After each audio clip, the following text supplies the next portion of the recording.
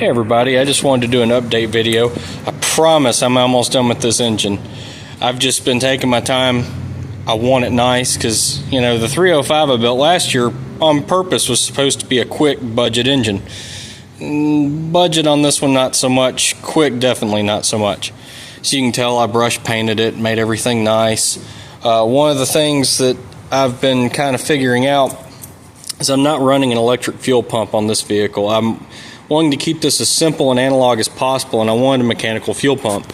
That's a mechanical fuel pump for a 1985 Ford F-250 with a 351 HO in it. You can tell because it has the vent here. I like these fuel pumps. And I'm using a two-piece eccentric. It's new from comp, but I got a two-piece eccentric on it. And so I ran an early style timing cover, and if you've ever messed with a small block Ford, you know on these timing covers they have a D-shaped coolant port, and late and early are actually oriented different. So figuring out a water pump to use can sometimes be a challenge. So what I figured out is sometimes if you use a late style water pump on an early timing cover, the D ports will be so mismatched it'll leak. But I have an early timing cover, and this water pump is a Gates water pump. Here, I'll give you the part number in case someone else is having to do this. Bear with me. It's this part number right here of 43272. And what's cool about this water pump is, you know, these water pumps have a backing plate on them. And the backing plate on this water pump, instead of it having a D-shaped port, it's actual round port plate. So it will actually work for early and late style timing cover, and it's still reverse rotation since it's an 87 GT, because I'm using the serpentine setup off of a 92 F250. It was a flatbed, but this is what the engine originally came out of. It was a fuel injected flat tappet cam 351, but so I'm using the accessory drive because it's going to fit my van perfect. So here I am with my reverse rotation water pump, so I can make all that work. All it's going to have is a power steering pump and an alternator, no smog pump or anything like that. We do have the 3-bar GT40s on this thing. It's got the Trickflow valve spring package in it. Edelbrock Performer, just a standard Performer dual plane for it, so I wanted to keep good room for, you know, it being a van. And you can really see I took my time and really painted this thing nice. It's going to be a shame that you can't even see it, and I even took my time on the silicone and made it nice. Thanks again for those gaskets, Mr. Ryder's neighborhood.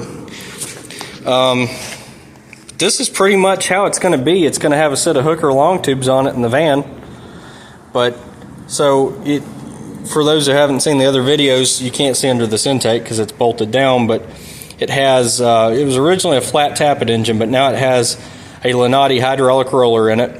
It's mild cam. It's 206 at 50 intake, but it is 216 at 50 exhaust, 477 lift intake and exhaust on a 112 at 4 degrees advanced ground in it. So I believe it's on a 108 low intake center line. 9-to-1 Molly rings. The bottom end is just stock and rebuilt. The crank was cut 10 under, main and rod. Pretty much just a stock bottom end, stock style pistons. 351s really don't take a whole lot. They have a little more cubic inch than a 302, so making power is not too hard.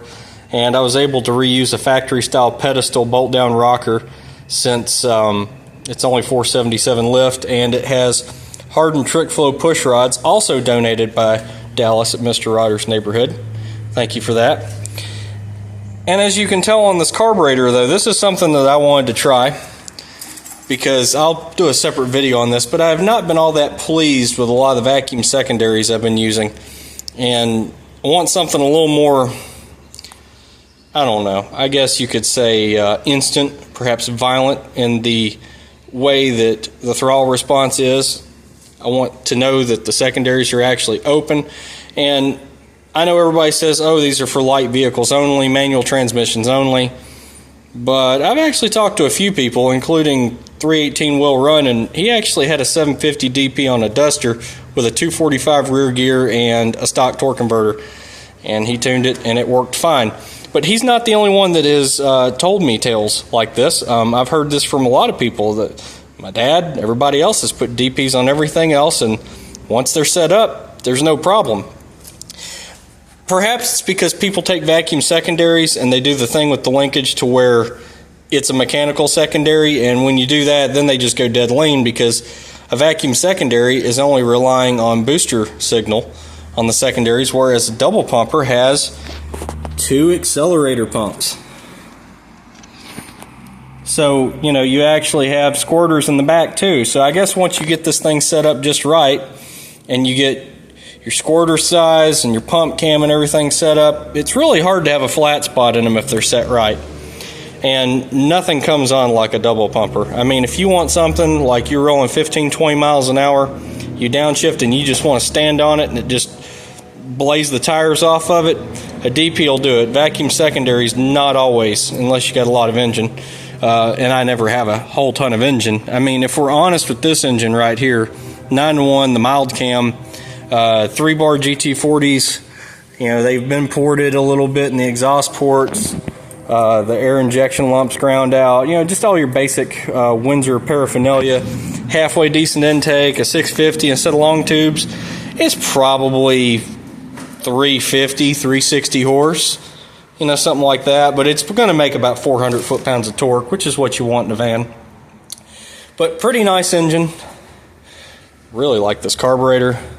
Really happy with how it turned out. I mean, just look at it. It's very nice. But that is my update. You guys stay tuned, and I'm going to have more coming. See y'all later.